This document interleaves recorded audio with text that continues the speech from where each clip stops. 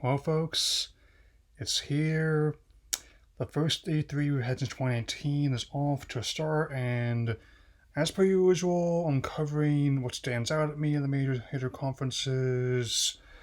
And even though things have started off a little bit differently than I imagined, it's still shaping to be an interesting return.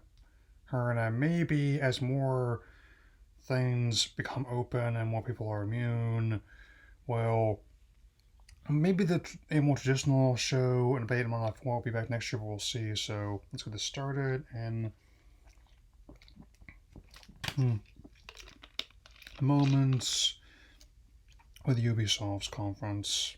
Yeah, given the state of the company he has of late, I've been kind of reluctant. When they asked the usual question about what you might like to see from them, my two answers were accountability and Beyond Good and Evil 2.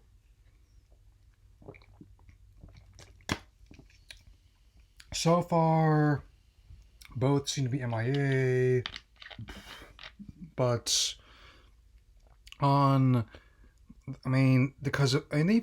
if I were to remove their current affairs in the equation, it's been decidedly a mixed bag with their conference. Both the big reveals, so Rainbow Six Quarantine, which depending on who you ask might be too soon or already kind of dated, has now been retooled as Rainbow Six Extraction, which is going to have crossplay and alien pathogens involved, along with the usual Rainbow Six squad-based gameplay.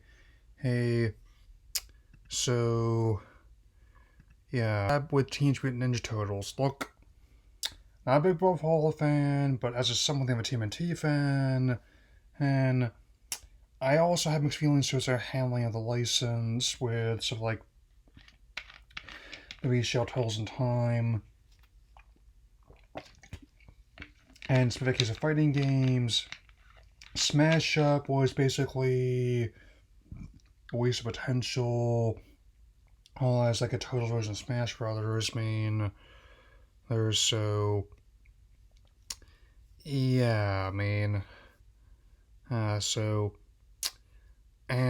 Far Cry 6 might be disappointment, but as I point out, I'm always open to have John Colors proceed towards Prestige villain.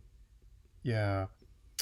And this Blood Dragon DLC, I'll keep an eye on that one. It's going to have the other members of the Far Cry Rogues Gallery. So, Mario and Rabbids Sparks of Hope, which was another thing that was leaked before the show. I'm still having experience, especially with what they've done to Rosalina. My favorite princess, point out, is what? What is this? And again, they made some changes from the previous game, but I'm still baffled by the overall concept. Which did moderately well. Oh, but I guess enough people were clamoring for more of it. Again, rather than make a platformer or a party game, you make a strategy title and they have XCOM. So, you see, Mario and the Rabbids, and you think XCOM. I wonder if this means like the minions might get next Hyrule Warriors, if that being the case. So, whatever the case might be. So, like with the first game, I'm just gonna wait to reserve judgment until it actually comes out. Much like another pleasant surprise, Avatar: Frontiers of Pandora, which is coming out next year, most likely a tie-in to the first of at least 4 planned sequels in the movie. And Cameron was kind of ahead of the curve in the situation about doing like the VFX from home. But given how he is someone who would have like the money and resources to play that on his own, gonna have principal photography wrapped on the first sequel a bit ago, And there's also other movie collabs, interesting enough, so I was about to get into here with Gearbox's conference. So, Gearbox Ox has decided that they would lead not only with these strange Gearbox University sketches, but an update from the set of Eli Roth's Borderlands movie. Though, among other things, this whole origin story for Atlas, this is definitely going to be an interesting one, given how Atlas has never really been explored by their own mission. But I'll admit, Kate Blanchett as Lilith could work. Likewise, we've got Homeworld 3 in development for the near future as a remaster of the first couple games. Apparently, this series, which, despite not being familiar with it, was the first ever fully 3D real-time strategy game. Imagine that. So, for those who are into that kind of game and of the series, I can imagine it's going to be one to keep an eye on. So, with that being said, ones are definitely going to be I do have concrete release dates are the Borderlands spin-off Tiny Tina's Wonderlands coming next year, which takes the RPG missions ahead in Borderlands 2, which is actually pretty fun but tough to play, especially with the Handsome Jack collection, and I have to install that sometime.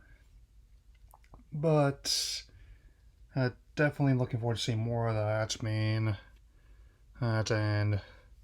And other games I keep an eye on are this one called Tribes of Midgard, which appears to be another strategy title, but also another pleasant surprise on top of expansions coming at Godfall. That it seems that not just long as 10, but also it's also going to be ported to PS4 as well, and it's going to be one of the titles that has like a free PS5 upgrade, which, as someone who's still not seen a physical PS5 in a while, pleases me quite a bit. Oh, that's good. So, while I may have had mixed feelings towards Ubisoft's presentation, Gearbox's one was a bit more enjoyable. And checking the schedule real quick to keep refreshed on what's going on. Was a one.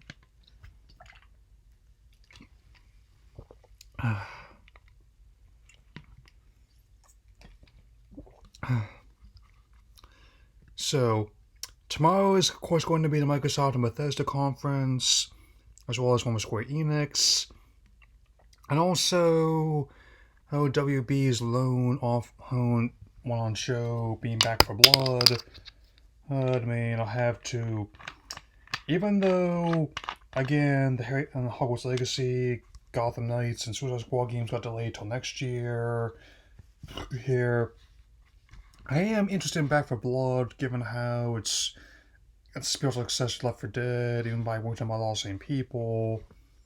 So it should be interesting to talk about those, and I'll definitely see you tomorrow after those conferences stream, and I'm especially going to be watching my nephew again for his birthday this week, so later.